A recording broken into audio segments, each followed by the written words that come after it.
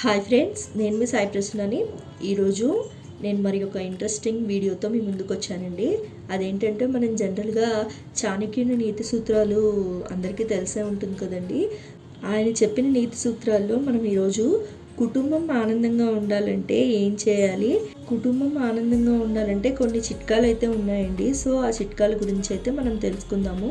అంతకంటే ముందుగా మన ఛానల్ని ఎవరైనా ఫస్ట్ టైం చూస్తున్నట్లయితే ప్లీజ్ సబ్స్క్రైబ్ చేసుకోండి.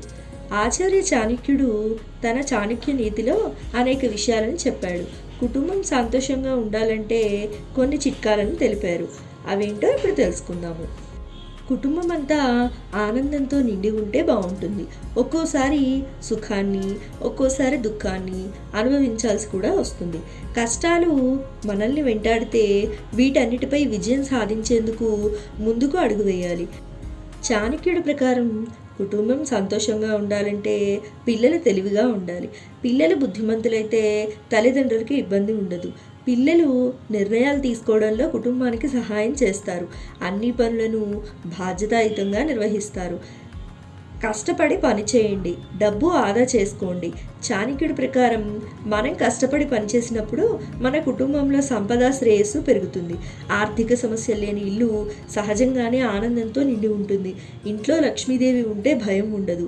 మీ కుటుంబాన్ని కాపాడుకోవడానికి, మంచి జీవితాన్ని గడపడానికి, భవిష్యత్తు కోసం డబ్బును ఆదా చేయడానికి కష్టపడి పని చేయాలి.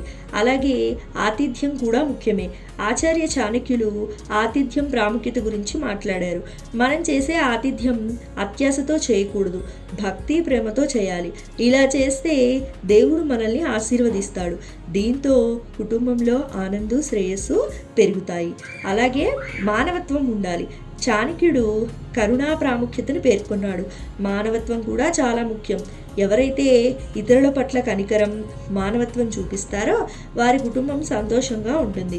అలాగే పెద్దలను, తల్లిదండ్రులను, గురువులను గౌరవించే గుణం మనలో ఉంటే జీవితాంతం సంతోషంగా ఉండగలం. అలాగే ధాతృత్వం చేయాలి.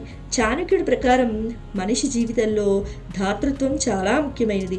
కేవలం డబ్బు సంపాదించి కుప్పలు కుప్పలుగా పోగు చేసుకుంటే ఉపయోగం లేదు. బదులుగా ఆ డబ్బును విరాళంగా ఇవ్వాలి. అన్నీ దానం చేయాల్సిన అవసరం లేదు. మనం కష్టపడి సంపాదించిన డబ్బులో కొంత భాగాన్ని నిరుపేదలకు, నిస్సహాయులకు అందజేస్తే మన కుటుంబం బాగుంటుంది. చాణక్యుడి ప్రకారం వేదాలను నమ్మని వ్యక్తి పేదవారికి దాన ధర్మాలు చేయడు, మంచి వ్యక్తులతో సావాసం చేయడు. అలాంటి వ్యక్తి జీవితంలో సంతోషంగా ఉండలేడు. మనలో ప్రతికూలత ఉంటే కోపం, గొడవలు పెరుగుతాయి. అది మన కుటుంబాన్ని నాశనం చేయగలదు. మీ కుటుంబం సంతోషంగా ఉండాలంటే చాణక్యుడి సూత్రాలను పాటించండి. ఇంట్లో గొడవలు లేకుండా చూసుకోవాలి. ఏదైనా విషయం మీద మాటలు పెరిగితే ఎవరో ఒకరు తగ్గాలి. అప్పుడే కుటుంబం సంతోషంగా ఉంటుంది. అలా కాకుండా అందరూ మాట్లాడితే గొడవ పెద్దదవుతుంది. నిర్ణయాలు తీసుకునే ముందు కూడా కుటుంబంలోని అందరితో మాట్లాడాలి. అప్పుడే సరైన నిర్ణయాలు వస్తాయి.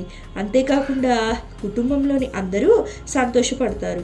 ఏ విషయం గురించైనా కుటుంబంలో సొంత నిర్ణయాలు తీసుకోకూడదని చాణక్యుని నీతి చెప్తుంది. సో విన్నారు కదండి, మన చాణక్యుని నీతి సూత్రాల్లో కుటుంబం ఆనందంగా, సంతోషంగా ఉండాలంటే మనం పాటించవలసిన ఈ చిన్ని చిన్ని చిట్కాల గురించి తెలుసుకున్నారు కదా. నా వీడియో మీకు ఇన్ఫర్మేటివ్గా అనిపించిందని అనుకుంటున్నాను. నా వీడియో కనుక మీకు ఇన్ఫర్మేటివ్గా అనిపిస్తే నా వీడియో లైక్ చేయండి, షేర్ చేయండి.